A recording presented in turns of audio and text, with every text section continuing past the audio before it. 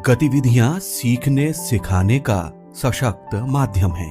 सीखना सिखाना प्रभावी एवं स्थायी तब होता है जब सीखने की प्रक्रिया रोचक, आसान एवं प्रवाहपूर्ण होती है।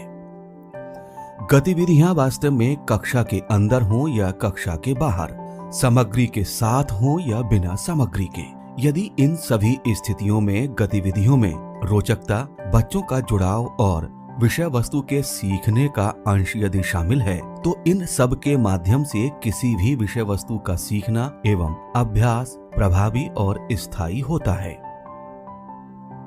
गणित सीखने के लिए स्पष्ट समझ बनना अत्यंत आवश्यक है और स्पष्ट समझ बनाने के लिए अभ्यास आवश्यक होता है। बाल सुलभ रोचक गतिविधियों के आयोजन से अभ्यास के अवसर मिलते हैं। निरंतर अभ्यास से स्पष्ट समझ बनती है और कालांतर में पर्याप्त अभ्यास के बाद कुशलता या कौशल में परिवर्तित हो जाती है। गणित में गतिविधि आधारित शिक्षण मूल रूप से 3 प्रकार के होते हैं: कक्षा के बाहर की गतिविधि, कक्षा के अंदर गतिविधि और सामग्री आधारित गतिविधि। पर कैसे?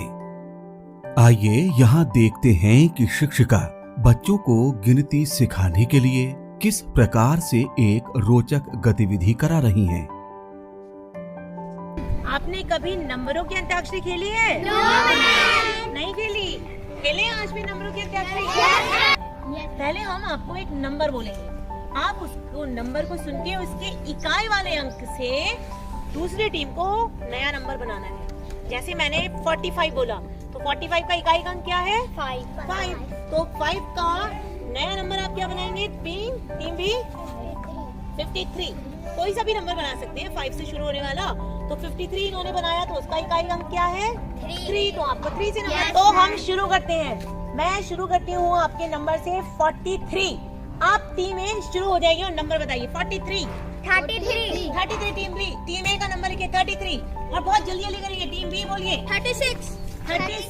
शाबाश, आप लोग ताली बजाते रहिएगा, उत्साह वर्धन करेंगे। 36 61 शाबाश 17 और पूरी टीम को इन्वॉल्व होना है। 17 शाबाश 73 शाबाश 37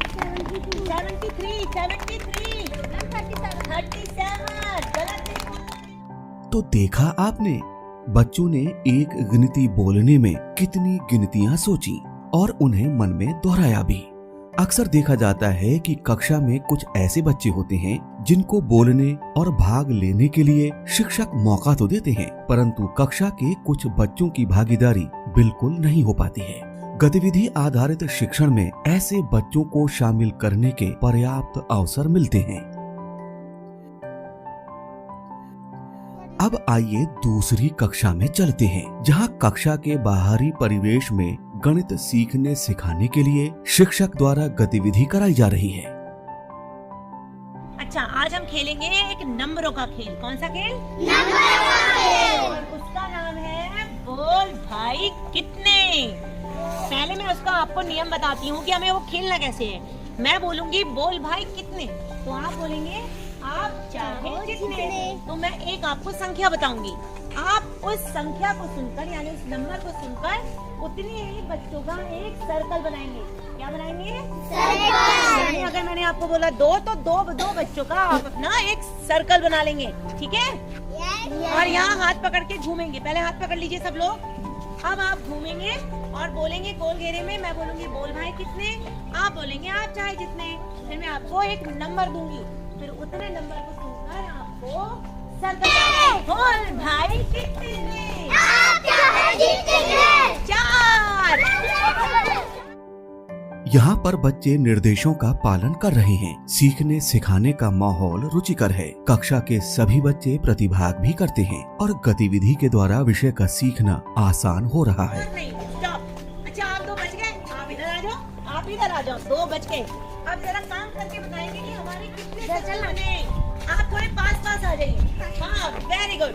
अब आप काम करिए, कितने सर्कल बने? 1 सर्कल काउंट करने हैं सिर्फ। कितने सर्कल? 1 1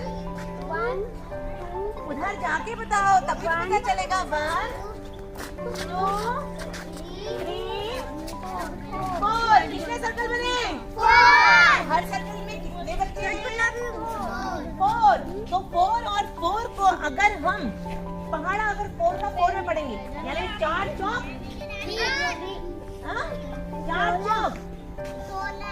4 चौक 16। देखिए इस समूह में हम एक तरीके से एक और पढ़ सकते हैं इसे।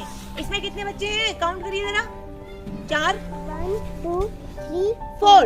इसमें बच्चे कितने हैं? 4। आपके हर सर्कल में कितने बच्चे हैं? 4। तो अब हम एक इंटरेस्टिंग गेम खेलते हैं और ये है 4। सर्कल मत तोड़ो। आप बोलेंगे 4 एकम 4। बोलिए 4 एकम 4। 4 दूनी 8। 4 तिया 12। 4 तिया 12। तेज बोलिए 12। 4 चौक 16। 4 चौक 16। 4 चौक 16। इस प्रकार आपने देखा कि बच्चे स्वयं गिनती की संख्याएं सुनकर समूह बना रहे हैं, समूहों की आवृत्ति से जोड़ और गुणा कर रहे हैं और पहाड़े भी बना रहे हैं। उन्हें लग रहा है वो खेल खेल रहे हैं, लेकिन वो सीख रहे हैं। गतिविधियों के दौरान छात्रों की प्रतिक्रियाओं पर शिक्षक के रूप में हमें ध्यान देना चाहिए। छात्रों ने क्या समझा है और वे कहाँ कठिनाई का सामना कर रहे हैं, उसका पता करने के लिए शिक्षण सत्रों के बाद बच्चों से बातचीत की जानी आवश्यक है। अब चलते हैं उस कक्षा में जहाँ पर सामग्री आधारित गतिविधि के माध्यम से बच्चों को गणित सिखाया जा रहा है। आप बनाएंगे? तो एक बार पहले इन आकृतियों के नाम बताएंगे कि कौन सी आकृति मेरे हाथ में है। पहले ऐसे नहीं, पहले मैं पूछूंगी और उसके बाद आप बताएंगे कि ये कौन सी आकृति है। ये बताओ, ये आकृति कौन सी दिख रही है आपको? कौन सी आकृति है? वर्ग की आकृति, यानी वर्गाकार जिसे हम इस प्रकार घर परिवार पास पड़ोस में पाई जाने वाली विभिन्न आकृति वाली वस्तुओं के आकार प्रकार के बारे में बातचीत कर सकते हैं। रसोई एवं कक्षा में पाई जाने वाली विभिन्न वस्तुओं के आकार प्रकार पर भी चर्चा कर सकते हैं। बच्चे न सिर्फ उसमें रुचि लेकर प्रतिभाग करेंगे, बल्कि उनके सीखने की गति भी तेज हो जाएगी। ठीक इसी प्रकार इस कक्षा में भी बच्चे सीख भी रहे हैं और गणित के नाम से डर भी नहीं रहे। और बच्चे डरे भी क्यों? आखिर उनकी टीचर दीदी गतिविधि के माध्यम से उन्हें विभिन्न आकृतियों के चित्र दिखाते हुए गणित जो सिखा रही हैं। अब आइए गतिविधियों की उपयोगिता पर चर्चा करते हैं। गतिविधि आधारित शिक्षण से कक्षा का माहौल भयमुक्त होता है। बच्चों की सीखने की गति अपेक्षाकृत तेज हो जाती है। कक्षा शिक्षण रोचक हो जाता है। बच्चों में आत्मविश्वास बढ़ता है। सभी को सीखने का पर्याप्त अवसर मिलता है। सभी बच्चे प्रतिभाग करते हैं और सीखते हैं। गतिविधियों का चयन करते समय हमें याद रखना चाहिए कि बच्चों की भागीदारी महत्वपूर्ण होती है। इसलिए शिक्षण की शुरुआत के लिए ऐसी गतिविधियों का चयन करना चाहिए जो बच्चों के लिए न सिर्फ रोचक हो, अपितु उनके दैनिक जीवन से जुड़ी हो, जिससे बच्चों के लिए उसको समझ पाना और उसमें खुद को ढाल पाना अपेक्षाकृत आसान होता है। इस प्रकार गणित की शिक्षण योजना बनाते समय उसमें गतिविधियों को विशेष स्थान देना होगा, जिससे बच्चे गणित को बोझ न समझकर उसे रुचिकर विषय मानते हुए सीखेंगे। गणित की कक्षा रोचक बनेगी और इस तरह से बच्चे जहाँ न सिर्फ रोचक ढंग से सीख रहे होंगे, अपितु बिना झिझक आगे बढ़कर प्रत्येक गतिविधि में उत्साह के साथ प्रतिभाग कर रहे होंगे।